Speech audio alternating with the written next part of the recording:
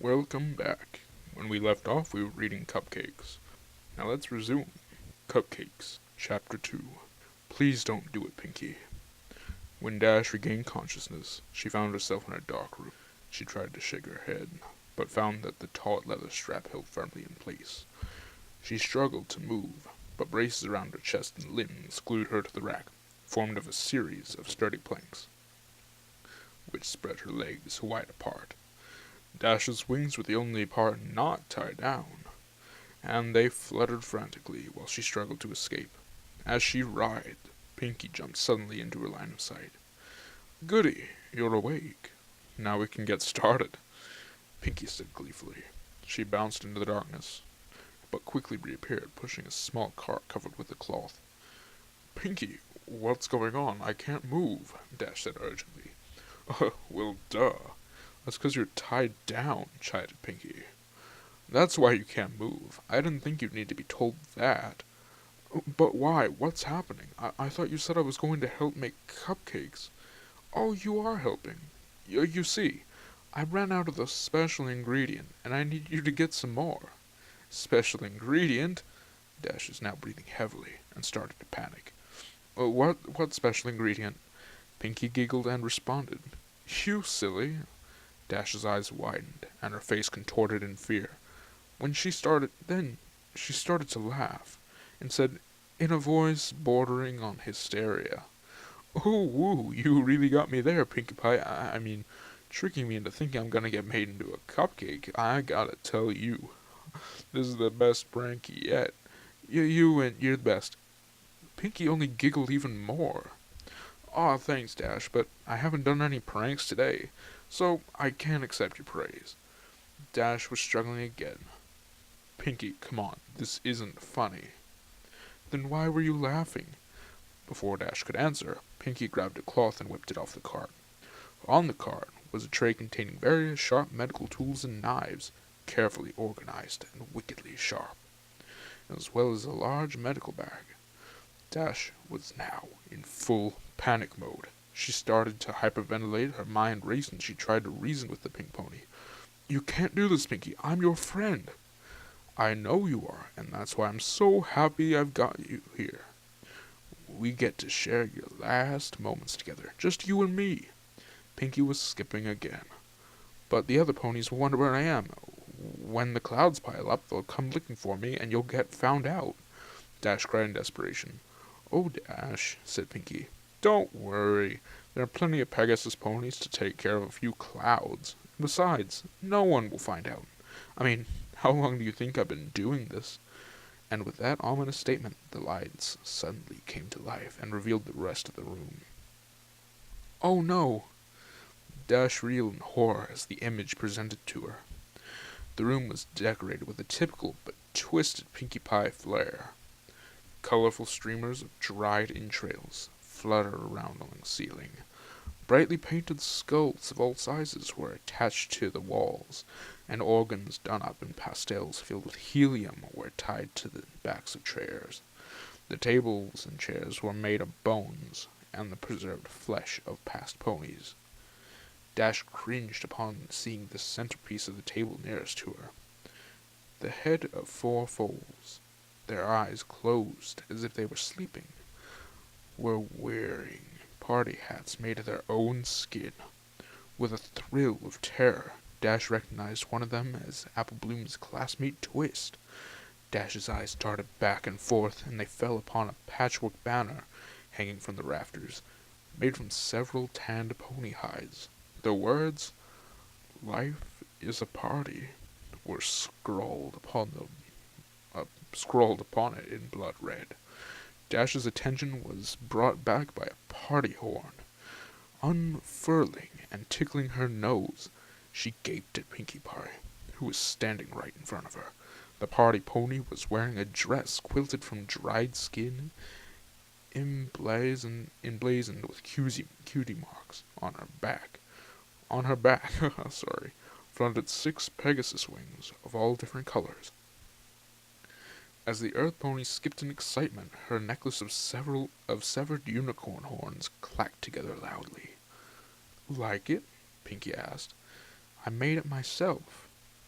Desperately, Dash pleaded with the smiling pony before her. Pinky, please. I'm sorry if I did anything to you. I didn't mean it. Please let me go. I promise I won't tell anybody. Or any pony, at least. Oh, Dash, you didn't do anything. It's just that your number came up and, well, I don't make the rules. We can't turn back now. Dash was tearing up. How could this be happening? "Aw, don't be sad, Dash," said Pinky. "Look, this'll cheer you up. I brought you a friend."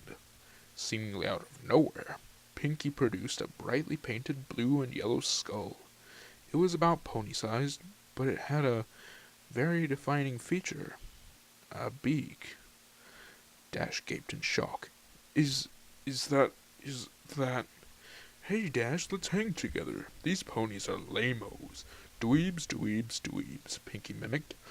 I caught her right before she left town. Remember when I left the party for about 20 minutes? That wasn't enough time to play with her, of course. I had to wait until after the party to do that.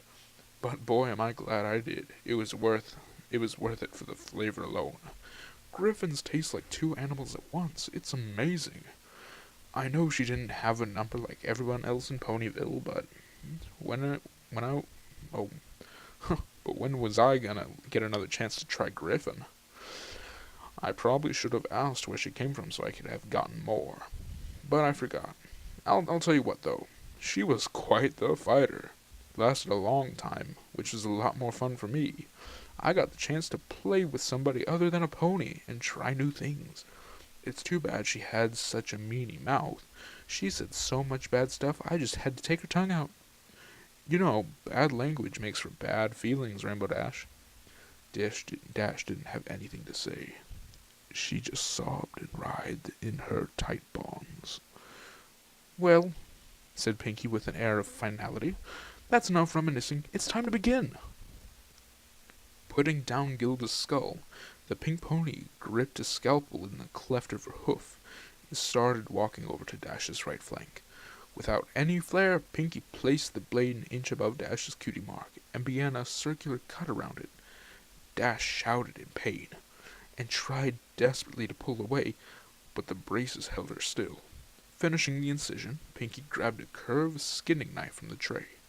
Screwed up to her face in concentration, she worked under Dash's skin and sliced the hide away from the muscle. Dash grounded her teeth as she tearfully watched the flesh peel off. Pinky then moved to the other side and repeated the process on Dash's left flank. When she had finished, Pinky held up both cutie marks in front of her friend and started waving them around like pom-poms. Dash just whimpered. Her thighs burned like nothing she had felt before. Placing the ragged patches of skin down, Pinky selected a large butcher knife and walked behind the blue Pegasus. "Hope you don't mind, but I think I'm gonna wing it now," Pinky laughed. She grabbed Dash's left wing in her mouth, played with it for a few seconds, yanking it back so the sharp pain reignited the fire in Dash's flanks. Then, stretching the wing out, Pinky brought the blade down hard at the base. Instantly, Dash screamed and thrashed her appendage. The movement flew off Pinky's aim. She tried to hit the mark again, but missed, and carved a huge slice into Dash's back. "Dash, you gotta stay still, or I'll keep missing," scolded Pinky as her friend howled. Pinky took another whack and hit her target. She swung again and again.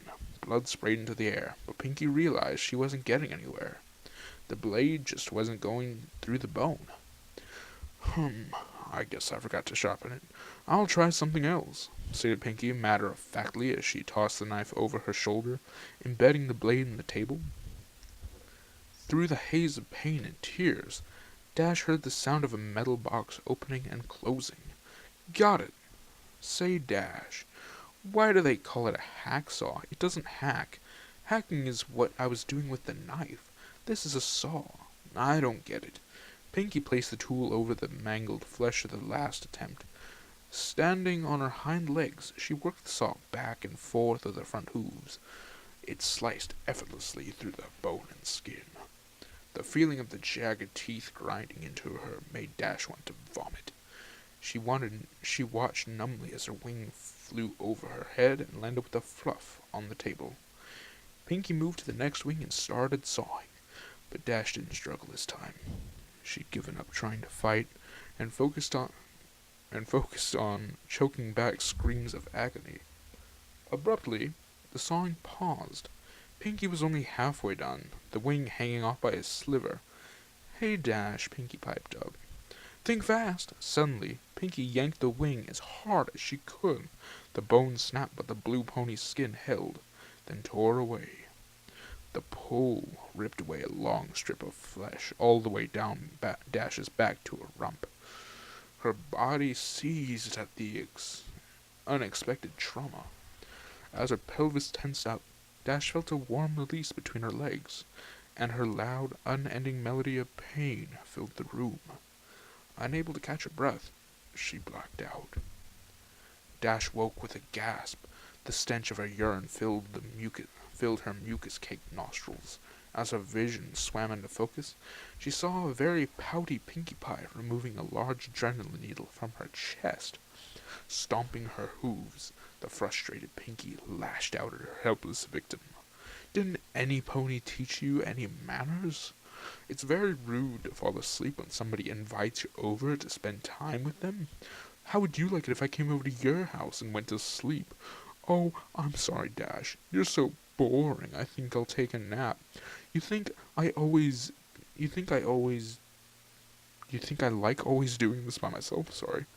I told you how excited I got when I found out you were next. I was excited to have a friend be here with me while I worked. But no, you've got to be inconsiderate. You know, I thought you were tough. I thought you could handle anything. I've had foals stand up better than you. Do I have to baby you? Huh? Is that how you want me to remember you as a baby?" As Pinkie stopped to catch her breath, Dash blinked and sobbed softly. Her back was in agony, her sides were on fire, and there was an intense pain in one of her legs. As she blinked again, she saw Pinkie pop something red into her mouth and began to chew. Noticing Dash stare, Pinkie quickly gulped the morsel down. "What?" Pinkie asked. "Oh, this." She held up another piece. "Well, while you were asleep, I got a little impatient and helped myself to a small sample. I got it from your leg. You're not bad. Want to try some?" Without waiting for a response, Pinkie shoved the strip of meat into the revolted Pegasus pony's mouth. Dash gagged and immediately spit it out. Pinkie frowned and picked up the chunk of flesh. If you didn't want it, you could have said no. She contemplated and discarded snotty morsel. What? Then gulped it up. "It's not like you haven't had my cupcakes before." Swallowing, Pinkie turned her attention to a small can on the tray. She removed the lid, revealing that it was filled with red-hot coals. Lying on top of the coals were several large nails. As the adrenaline filled her veins, Dash began to panic again. Picking up the can, Pinkie walked over to Dash's left. Holding some tongs in her mouth, Pinkie carefully picked up a nail and positioned it at the seam between the victim's front leg and hoof. She then grabbed a hammer, took a careful aim. "No, Pinkie!" Dash screamed. "No! No!" The hammer came down and the nail punctured Dash's skin. The white-hot burning was too much. Dash screamed as she pulled and thrashed at the braces, causing her raw skin to rub and tear. Pinkie tried to line up another nail, but couldn't find her aim. She let out a frustrating grunt. When Pinkie brought the hammer back to take a wild swing, Dash burst out crying and begging, "Please stop. Please, please stop." That was Chapter 2 of Cupcakes. Hope you all enjoyed, and probably tomorrow I'll make the next installment. Thank you all, and goodbye.